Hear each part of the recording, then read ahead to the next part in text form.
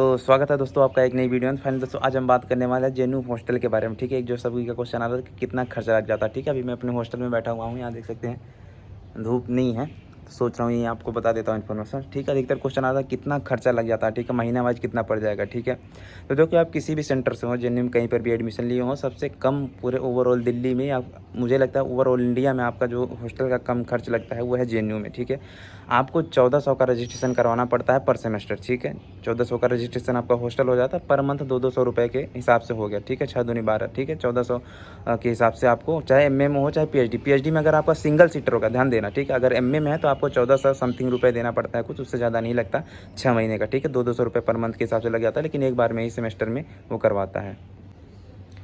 जिनका भी single seater होता है, जैसे पीएचडी में 2-3 साल के बाद जब लास्ट 2 साल बचते हैं तो जेएनयू में कभी कभी लोगों को सिंगल सीटर अलॉट कर देता है। ठीक है, तो सिंगल सीटर का भी थोड़ा ज़्यादा लगता है, 1500 के लगभग में लगता है। ठीक है, 1500 समथिंग में लगता है और 1400 के लगभग में सिंगल सीटर एमए वालों को लगता है। ठीक है, तो यही था समथिंग जो आपको अलॉट करवाना होता है। ठीक है, अब बात करते हैं कि पूरा खर्चा कितना आ जाता है। ठीक है, ये तो आपका हो गया हॉस्टल का। हॉस्टल का ज़्यादा नहीं लगता, हॉस्टल का 9 के बराबर ही, एक बार रजिस्ट्रेशन करवा लिया 6 महीने फ्री हो गए। अब बात आती है मेस की। ठीक है, मेस की जो बिल होता है, मेस बिल आपको पता ही है, मेस हर मंथ खा रहे हैं। ठीक है, हालांकि आप सेमेस्टर वाइज जमा कर सकते हैं, ऐसा नहीं कि पर मंथ जमा कीजिए, आप 3 महीने 6 महीने बाद भी जमा कर सकते हैं जब सेमेस्टर, क्योंकि आपको जब सेमेस्टर का रजिस्ट्रेशन करवाना होगा तो वहाँ पे मेस क्लियरेंस मांगते हैं, तब आप 6 महीने के इकट्ठे करवा सकते हैं।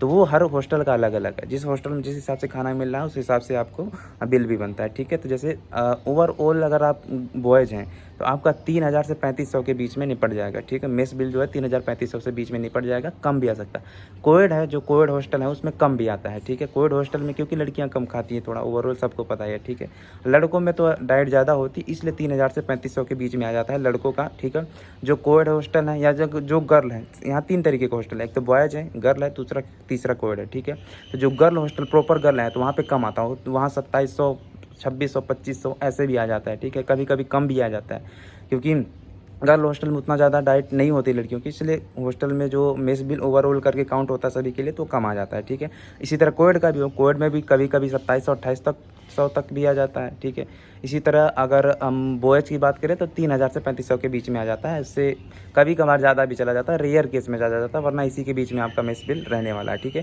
तो ओवरऑल खर्चा आपका यही हो गया मेस का, जो मेस में आपको लगता है खा रहे हैं आप उसी का देना पड़ता है, उसके अलावा आपको कुछ भी नहीं देना पड़ेगा, क्योंकि आपका हॉस्टल रजिस्ट्रेशन पहले ही हो चुका है। ठीक है, तो उसमें कोई दिक्कत नहीं है।